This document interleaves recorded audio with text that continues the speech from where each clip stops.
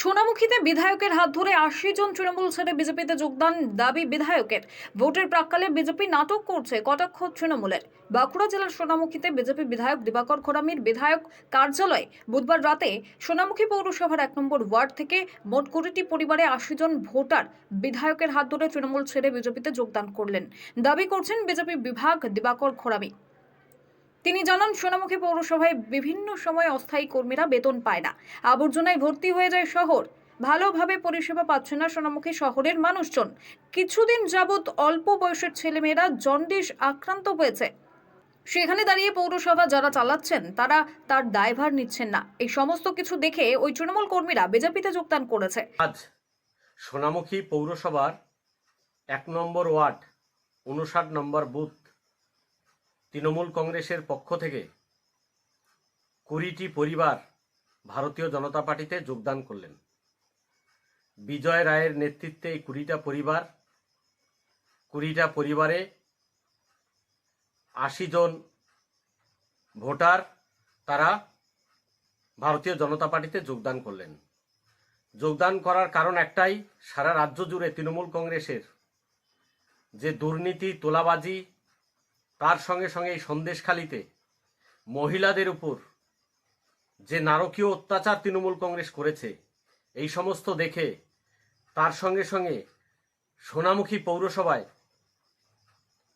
যে বিভিন্ন সময় আবর্জনায় ভর্তি হয়ে যায়, অস্থায়ী কর্মীরা বেতন পায় না, পরিষেবা পাচ্ছে না সোনামুখী পৌরসভার সাধারণ ভোটার যারা অনেক আশা নিয়ে এই তৃণমূল কংগ্রেসকে ক্ষমতায় এনেছিল।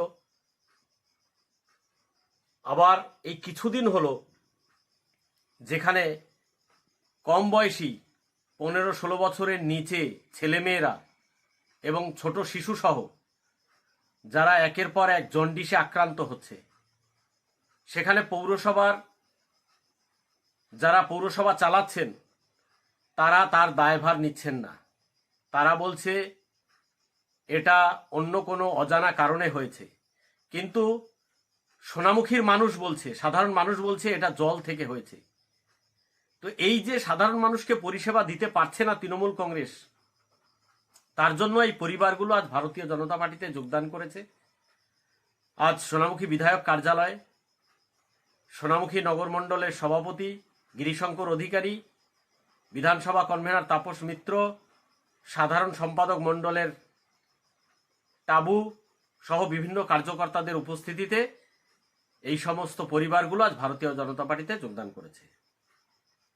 অন্যদিকে বিজেপির যোগদান কর্মসূচিকে তীব্র কটাক্ষ করেছে তৃণমূল বিষ্ণুপুর সাংগঠনিক জেলা তৃণমূল কংগ্রেসের সহ সভাপতি সিদ্ধান্ত নাগ। জানিয়েছেন, রাজ্যের তৃণমূল কংগ্রেস যা কাজ করছে, এই কাজ বা প্রকল্প ছেড়ে কেউ বিজেপিতে যোগদান করবে না। এটা বিজেপির একটা খেলা।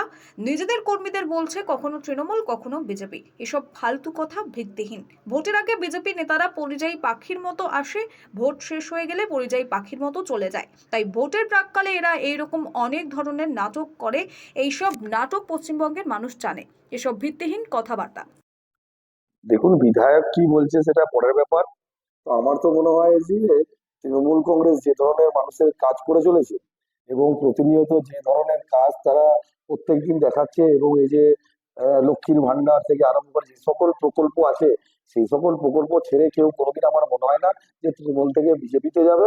আমার যতদূর ধারণা, এই বিজেপি নিজেদের একটা খেলা, নিজেদের টিমের লোককে কখনো বলছে তৃণমূল, কখনো বলছে বিজেপি, এবং মানুষকে একটা দ্বন্দ্বের মধ্যে রাখার চেষ্টা করছে।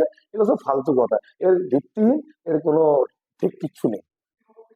না না না, আমার মনে হয় না তৃণমূল থেকে কেউ কোথাও গেছে।